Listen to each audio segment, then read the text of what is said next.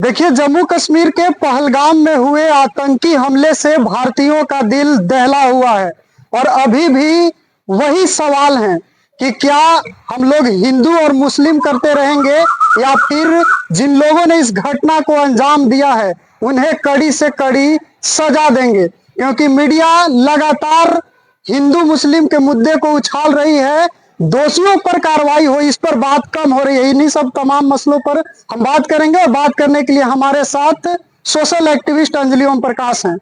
कैसे देखती हैं जिस तरह से घटना को दूसरा मोड़ दिया जा रहा है? नेशनल मीडिया का काम ही यही है और भाजपा सरकार के द्वारा पैसे दिए गए मीडिया उनकी बातें बोलता है।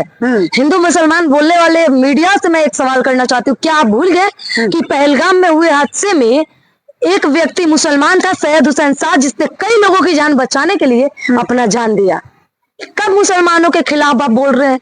हम मानते हैं कि कुछ मुसलमान दोगले होते हैं, दोगले के पैदाइश भी होते हैं, लेकिन तमाम हिंदू मुसलमान करके आप सच्चाई को नहीं दबा सकते कि ये जो घटना हुआ है वो सरकार के निकम्मापन, सरकार के गलती की वजह से हुआ है। इसमें राजनाथ सिंह, अमित शाह और भाजपा के केंद्र में बैठे मोदी सरकार की गलती है तो है। लेकिन वो लोग तो कह रहे हैं कि इसमें कहाँ दो राय है कि हिंदू हैं कि नहीं है या पूछकर मारा गया। इससे तो आप इनकार नहीं कर सकते। पूरी लिस्ट में मुसलमान भी है। मुसलमान कैसे मर गया भाई? कितनी संख्या है मुसलमानों की? संख्या क्या कह रहे हैं आप? हिंदू मुसलमान बात कर रहे हैं। आतंकवादी नहीं, पाकिस्तान से आतंकवादी आए तो हिंदू को मारेंगे। और इसी सी बात है, मेरे लिए तो हिंदुस्तान है, आपके लिए हिंदू होंगे। मेरे लिए तो वो मेरे हिंदुस्तान के हिंदुस्तानी है। मेरे लिए एक एक व्यक्ति वहां जो खड़ा था, हिंदू है या मुसलमान, वो हिंदुस्तानी है।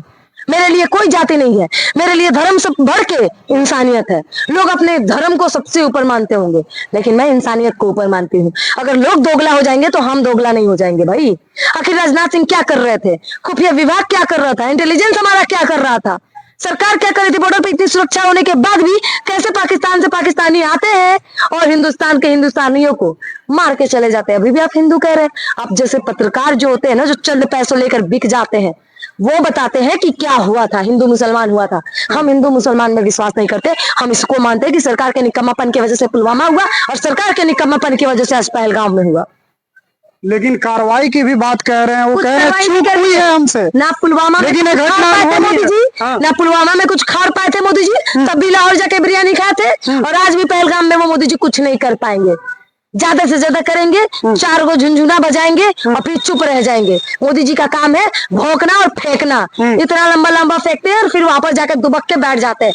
तब उनका 56 इंच का सीना एक चूहे के बिल में जाकर दुबक जाती है। काम नहीं आते हैं। तो क्या ये जो ऐलान हुए हैं कि उस पाकिस्तान का पानी रोक दिया जाएगा, ये झुनझुना? हम खुश उस दिन होंगे जिस दिन पाकिस्तान को आप राख बना देंगे। युद्ध कीजिए ना मोदी जी, हम आपके साथ।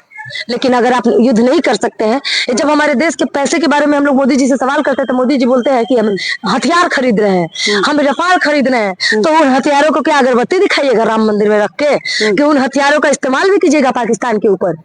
हमारे पास हथियारों की कमी है क्या? नहीं ना।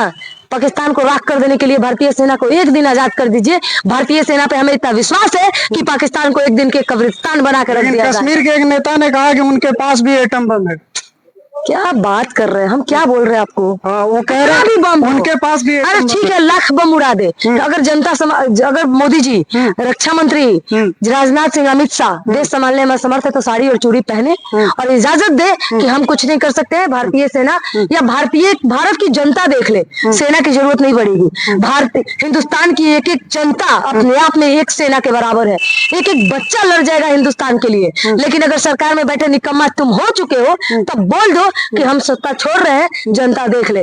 जनता एक दिन में पाकिस्तान के अंदर घुस के 140 करोड़ जनता पाकिस्तान को कब्रिस्तान बना देगा। ना उनका बम काम आएगा, ना उनका बंदूक काम आएगा। हिंदुस्तान में रहने वाले नेताओं के बयान, जो कि जम्मू कश्मीर के सीएम रह चुके हैं, वो ऐसा कह रहे हैं कि अगर कार्रवाई करिएगा तो उनके पास भी एटम बम है। कैसे देखते हैं उनकी बात? देशद्रोही है वो सीएम।